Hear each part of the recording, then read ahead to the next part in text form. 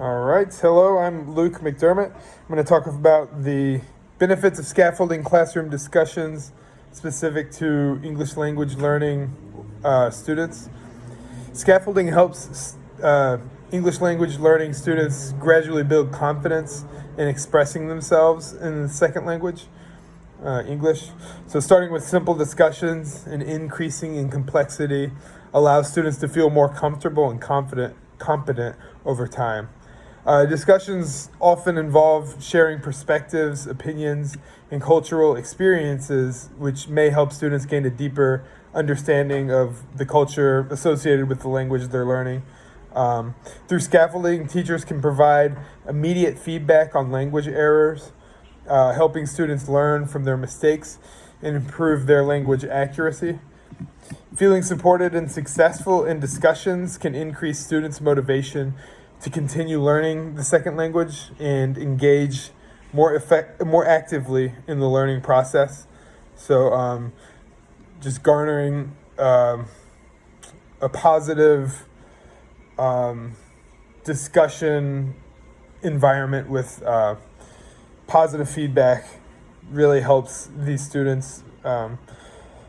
And I'll talk about the benefits of using students' native language as a classroom resource next. The first thing is we can predict who will likely pick up English efficiently by looking at which students have fluency in their native languages. The student's native language also likely shares important features with English. It may be based on the same alphabet, and some words from the native language may be cognates, which means they sound the same and share a similar meaning.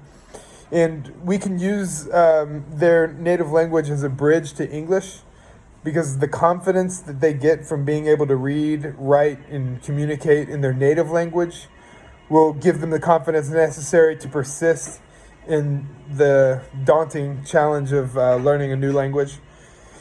Many skills and bits of knowledge will transfer from their native language to English as well. So it's in our best interest to engage with them in their native language.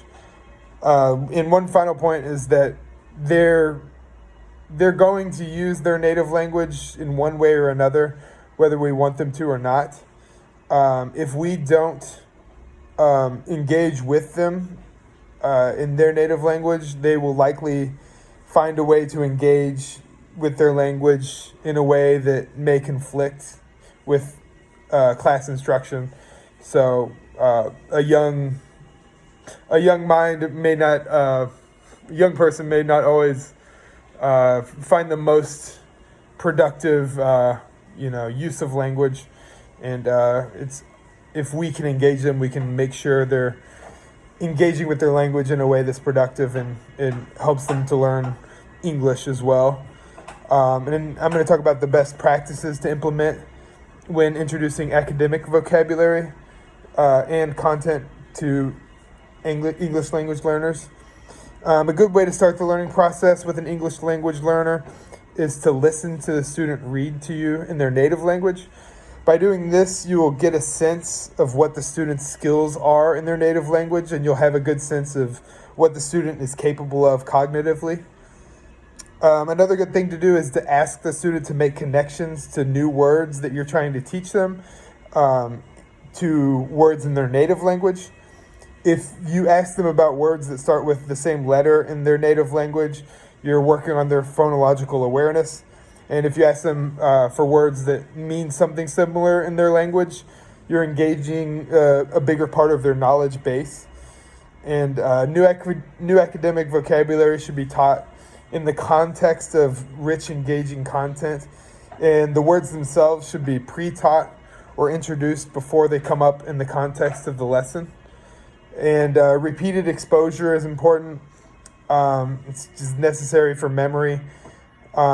It's important to model the use of these words in multiple contexts so the word isn't merely learned by rote memorization. And words should be taught with other words that are similar in some meaningful way, like the sharing of a root word. Thank you.